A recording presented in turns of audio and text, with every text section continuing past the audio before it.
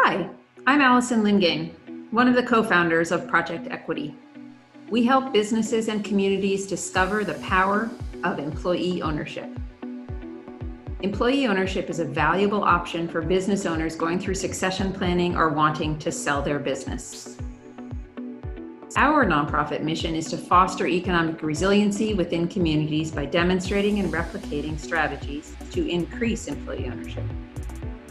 We drive employee ownership transitions of small and medium-sized enterprises in order to sustain and foster high-quality jobs, workers' voice and agency, professional development, and community wealth building, all while honoring the selling business owner's legacy.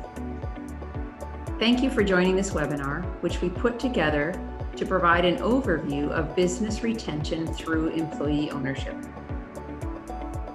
I will be going over why employee ownership is a strong option, the different types of employee ownership, how local businesses and quality jobs can be retained through this strategy, how the transition works, and how to guide a business to take the first steps.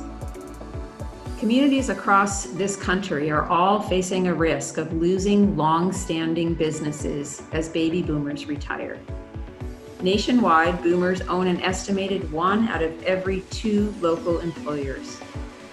But this risk also offers an opportunity to retain those businesses and their jobs and to create a path to business ownership for their employees. Local businesses are part of the fiber that make communities so special. As businesses age, providing formal services to support local business owners with succession planning will continue to grow and become more important. We see as an example the need in the city of Berkeley in California of the importance of long-standing businesses 20 years or older to communities from a revenue generation perspective and a jobs perspective.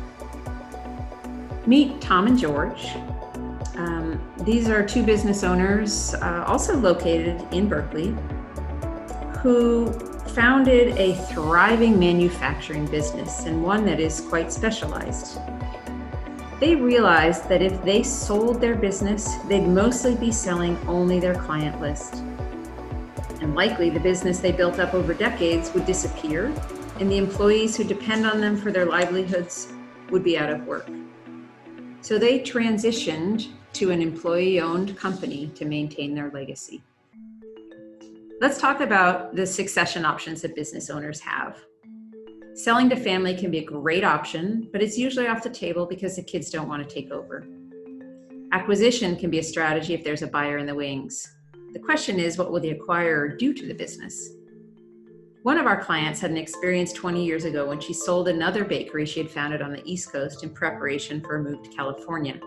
She was devastated when it closed down about 18 months after the sale. After founding another bakery in California, she created a transition plan that included employee ownership in order to avoid that outcome. Obviously, closing the business down has a tremendously negative impact on the community and on employees. So employee ownership really delivers on the community's priorities and on the business owner's priorities. As a business owner, it provides me market value when I sell, preserves the legacy that I built, it optimizes the tax benefits of my sale, and retains my employees, customers, and key vendors. This work of retaining a thriving local business community sits within another critical context for our communities, the racial wealth gap. This gap has only worsened over the last 15 to 20 years. The average wealth of Black families in the United States dropped by half in that time period. And in 2017, only 43% of Black families own their own homes, compared to 72% of white families. The median net worth of white families is nearly 10 times that of Black families. By creating access to equity and wealth through employee ownership, we can grow good jobs and address the wealth gap. And we can keep good businesses thriving and rooted in our community. So, what do we mean when we talk about employee ownership? There's more than one form of employee ownership that Berkeley businesses can take advantage of. And when we talk about employee ownership, we mean what's called broad-based employee ownership, in which all of the eligible employees have access to become owners. And the two most common forms are ESOPs, or employee stock ownership plans, and worker cooperatives. Employee stock ownership plans, or ESOPs, are qualified retirement plans in the same way that a 401k is. And they're used to transfer all or part of the company's shares to a trust that is then administered on behalf of the employees. ESOPs have tremendous tax benefits to the seller, to the business, and to the employees. Now, the federal government doesn't give tax benefits away without also putting regulation in place. So ESOPs are also highly regulated. They're part of a defined contribution employee benefit plan designed to invest in the stock of the sponsoring employer.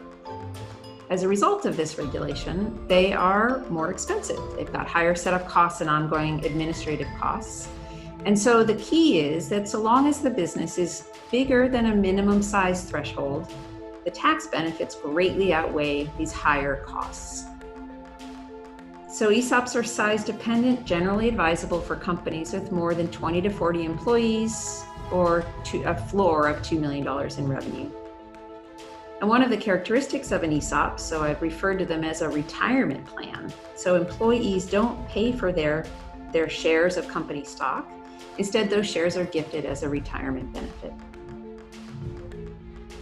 Now, worker-owned cooperatives are 100% employee-owned. ESOPs can own a portion or all the way up to all of the company stock, but in a worker-owned cooperative, each employee owner has one voting share in the company. It's often referred to as one worker, one vote. And one of the key components of a worker co-op is that it is a democratic workplace. So each employee owner's one share is used to elect the board of directors and to vote on major strategic decisions as defined in the bylaws, and employee owners make up the majority of the board. Profit sharing is built into a worker co-op, and employee owners earn a profit share based on the number of hours worked. So a full-time employee owner would earn about double the profit sharing of a half-time employee owner. There are many tax benefits of worker co-ops, but not as tax beneficial as ESOPs. And so they don't have as much regulation, and so therefore have lower setup and ongoing administrative costs. In a worker co-op, employees do pay a small equity buy-in, emphasis on small. The equity buy-in is typically under 5% of the sale price, sometimes as high as 10%. And worker co-ops are appropriate for companies of any size, from very small, sort of 10 employees, all the way up to hundreds and hundreds of employees. Employee ownership brings tremendous benefits to the workforce. According to a 2017 study by the National Center for Employee Ownership, employee owners earn about a third again as much as their non-owner peers within their industry. Their jobs are more stable. They stay half again as long. And their assets, as measured by household net worth, are nearly twice as high. Think about the impact that can have on addressing the racial wealth gap. And more than 100 studies link employee ownership to better productivity, pay, job stability, and firm survival. A report by the Cass Business School in London found that employee-owned enterprises reported productivity levels that were 9 to 19% higher than those in traditionally structured similar businesses. And the NCEO found that sales and employment grew 2% faster year after year after year in companies after employee ownership is introduced. Okay, so how does this all work?